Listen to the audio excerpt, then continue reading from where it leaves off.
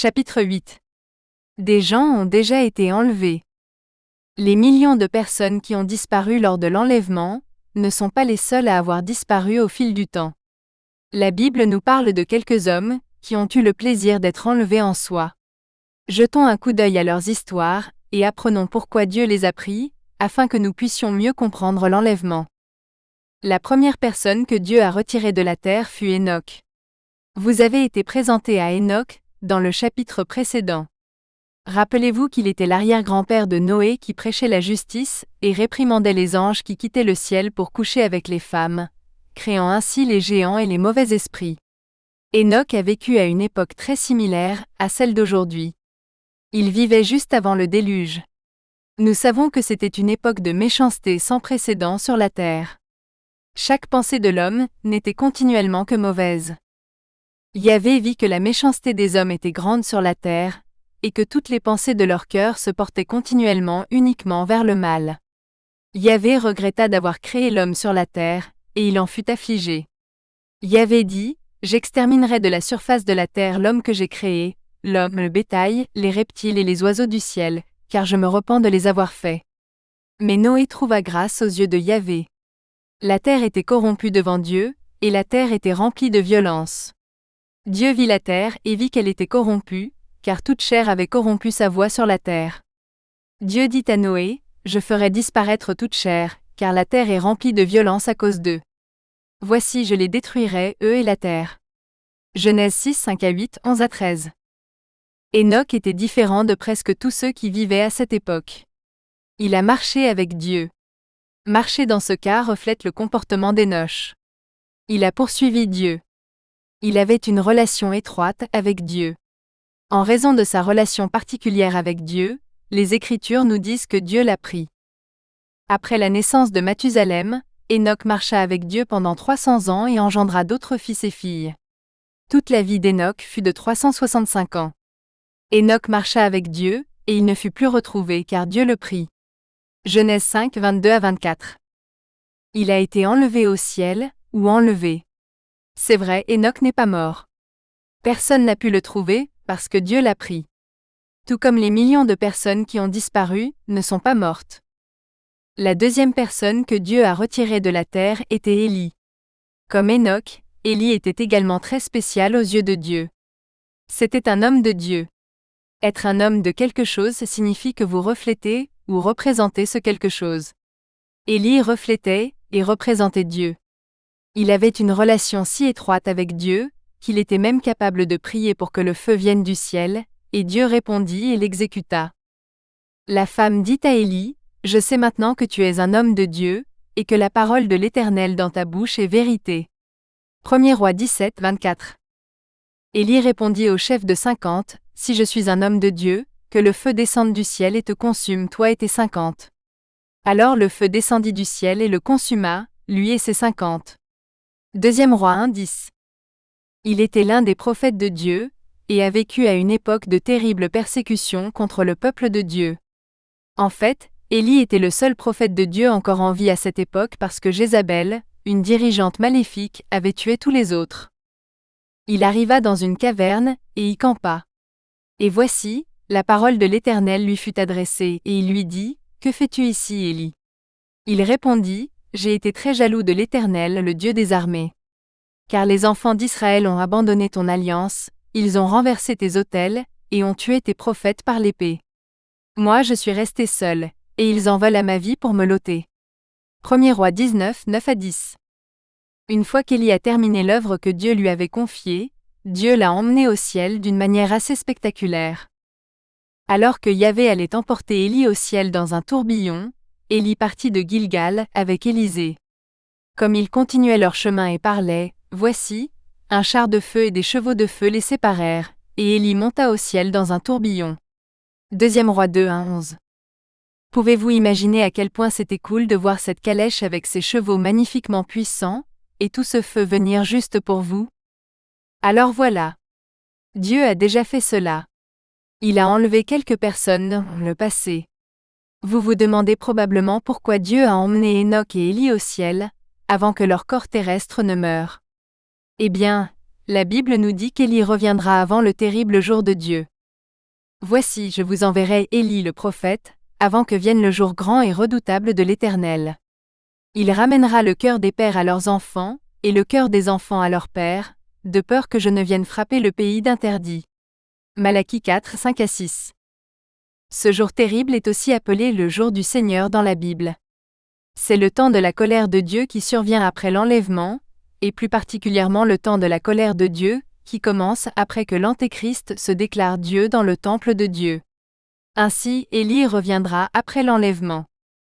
La Bible ne fait pas la même déclaration pour Enoch, mais je suis prêt à émettre une hypothèse éclairée selon laquelle il reviendra également, en me basant sur certains événements qui se produiront dans le futur, et sur les personnes présentes.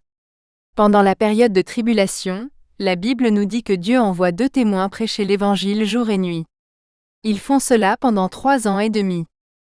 Je donnerai pouvoir à mes 2 témoins, et ils prophétiseront 1260 jours, revêtus de sacs. Si quelqu'un veut leur faire du mal, du feu sort de leur bouche et dévore leurs ennemis. Si quelqu'un veut leur faire du mal, il faut qu'ils soient tués de cette manière. Ils ont le pouvoir de fermer le ciel, afin qu'il ne pleuve pas pendant les jours de leur prophétie.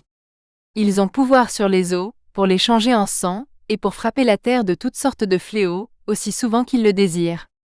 Apocalypse 11, 3, 5-6. Alors qui sont ces 2 témoins? Ils ont un pouvoir incroyable. Ils sont capables d'arrêter la pluie, de tirer du feu de leur bouche et comme Moïse, ils sont capables de transformer l'eau en sang et d'infliger des fléaux.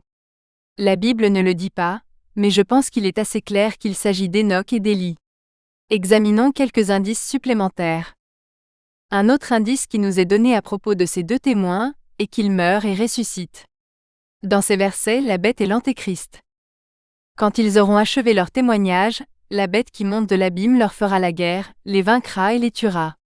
Leurs cadavres seront sur la place de la grande ville, appelée spirituellement Sodome et Égypte, la même où leur Seigneur a été crucifié. Des hommes de tout peuple, de toute tribu, de toute langue et de toute nation regarderont leurs cadavres pendant 3 jours et demi, et ne permettront pas qu'ils soient mis au tombeau. Les habitants de la terre se réjouiront à leur sujet, et seront dans l'allégresse. Ils s'offriront des présents les uns aux autres, car ces 2 prophètes ont tourmenté les habitants de la terre. Après ces 3 jours et demi, le souffle de vie venant de Dieu entra en eux, et ils se tinrent debout. Une grande crainte s'empara de ceux qui les virent. J'entendis du ciel une voix forte qui leur disait « Montez !» Ils montèrent au ciel dans la nuée, et leurs ennemis les virent. Apocalypse 11, 7-12. La Bible nous dit que nous sommes tous destinés à mourir une seule fois. Cela doit donc signifier que ces 2 personnes n'étaient pas mortes auparavant. Depuis qu'Enoch et Élie ont tous 2 été enlevés, ils ne sont jamais morts auparavant. Il est réservé aux hommes de mourir une seule fois, après quoi vient le jugement. Hébreux 9, 27. Puisqu'aucun d'eux n'est mort, ils pourraient très bien être les 2 témoins qui viendront. Mais il y a d'autres choses que nous devrions considérer. Élie, le prophète spécial que Dieu a emmené au ciel, était connu pour sa capacité à arrêter la pluie. Sa fervente prière à Dieu fit cesser la pluie pendant 3 ans. Il n'a plus plu jusqu'à ce qu'il demande à Dieu de faire pleuvoir. Élie avait également le pouvoir incroyable de faire venir le feu du ciel, lorsqu'il priait Dieu. Étant donné que les témoins ont des capacités d'arrêt de la pluie et de tir contre le feu, il semble certainement qu'il serait un bon choix, n'est-ce pas? Élie le Tishbite, qui était l'un des habitants de Galaad, dit à Achab, « L'Éternel, le Dieu d'Israël dont je suis le serviteur est vivant. Il n'y aura ces années-ci ni rosée ni pluie, sinon à ma parole. » 1er Roi 17, 1. Élie était un homme de nature semblable à la nôtre. Il pria avec instance pour qu'il ne pleuve pas, et il ne tomba pas de pluie sur la terre pendant 3 ans et 6 mois. Il pria de nouveau, et le ciel donna de la pluie, et la terre produisit ses fruits. Jacques 5, 17-18. Élie leur répondit, « Si je suis un homme de Dieu, que le feu descende du ciel et te consume, toi et tes 50 hommes. » Alors le feu de Dieu descendit du ciel et le consuma, lui et ses 50 hommes. 2 Roi 1, 12. Alors qu'y a-t-il d'unique chez Enoch, qui pourrait faire de lui l'autre témoin? Puisqu'il a vécu juste avant le déluge, il a l'habitude de vivre à une époque très mauvaise. Enoch connaît ses anges déchus, et connaît leur progéniture démoniaque. Les mauvais esprits des Néphilim et des géants. Lorsque les hommes commencèrent à se multiplier à la surface de la terre et que des filles leur naquirent, les fils de Dieu virent que les filles des hommes étaient belles, et ils en prirent pour femmes toutes celles qu'ils désiraient. Les Néphilim étaient sur la terre en ces jours-là, et aussi après cela, lorsque les fils de Dieu s'unirent aux filles des hommes et eurent des enfants avec elles. C'étaient les hommes puissants d'autrefois, des hommes de renom.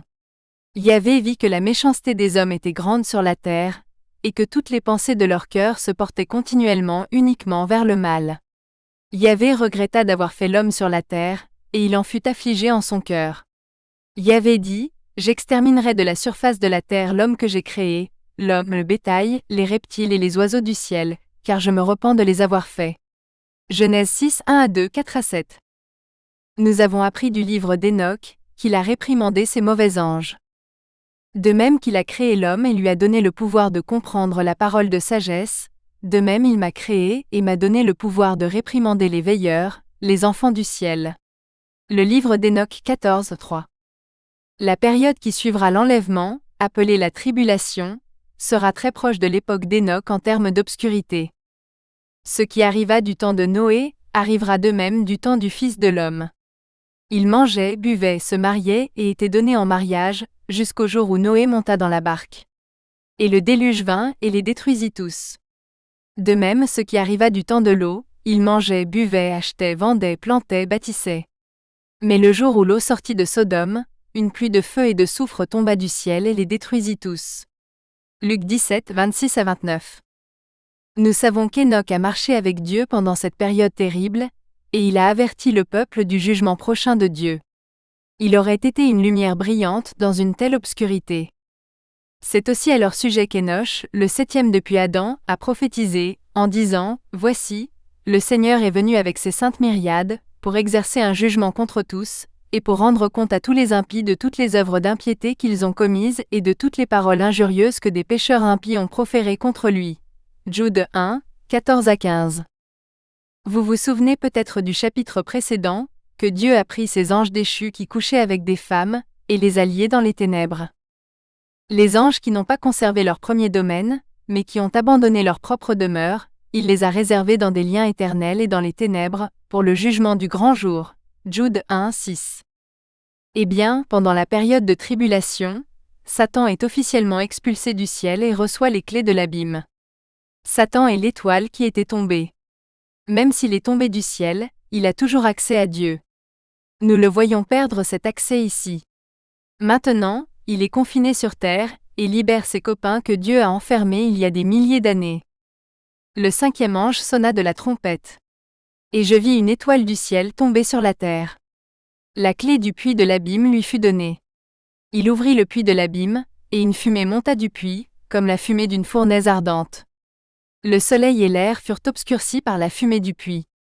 Alors, de la fumée, des sauterelles sortirent sur la terre et un pouvoir leur fut donné, comme le pouvoir qu'ont les scorpions de la terre. L'apparence des sauterelles ressemblait à des chevaux préparés pour la guerre. Sur leur tête étaient comme des couronnes d'or, et leurs visages étaient comme des visages d'hommes. Elles avaient des cheveux comme des cheveux de femmes, et leurs dents étaient comme celles de lions. Elles avaient des cuirasses comme des cuirasses de fer. Le bruit de leurs ailes était comme le bruit de chars, ou de nombreux chevaux fonçant au combat. Elles ont des queues comme celles des scorpions, et des aiguillons dans leur queue, elles ont le pouvoir de nuire aux hommes pendant 5 mois. Ils ont sur eux comme roi l'ange de l'abîme. Son nom est Abaddon en hébreu, mais en grec il est Apollyon. Apocalypse 9, 1-3, 7-11. En plus de cela, pendant la tribulation, Dieu libère 4 anges qui étaient liés au fleuve Euphrate. La Bible ne dit pas pourquoi ils y étaient liés. Il se pourrait qu'ils fassent partie des anges déchus, qui couchaient avec des femmes. Il se pourrait aussi qu'ils se soient rebellés contre Dieu, d'une manière différente. Dans les 2 cas, Satan est le roi de tous les anges déchus, et utilisera toute son armée pour affliger l'humanité. Le 6e ange sonna de la trompette. J'entendis une voix venant des cornes de l'autel d'or qui est devant Dieu, disant au 6e ange qui avait la trompette, « Délivre les 4 anges qui sont liés sur le grand fleuve Euphrate. » Les 4 anges qui avaient été préparés pour cette heure, ce jour, ce mois et cette année-là furent délivrés, afin qu'ils tuent le tiers de l'humanité. Le nombre des armées de cavaliers était de 200 millions. J'entendis leur nombre. Je vis les chevaux dans la vision et ceux qui les montaient, ayant des cuirasses rouge feu, bleu jacinthe et jaune soufre. Et leurs têtes ressemblaient à des têtes de lions.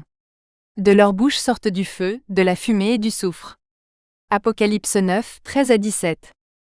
Puisque Enoch vivait sur la terre à l'époque où de mauvais anges faisaient des ravages, il a une connaissance particulière d'eux, et une expérience avec eux que personne d'autre sur la planète n'aura lorsqu'ils seront à nouveau relâchés.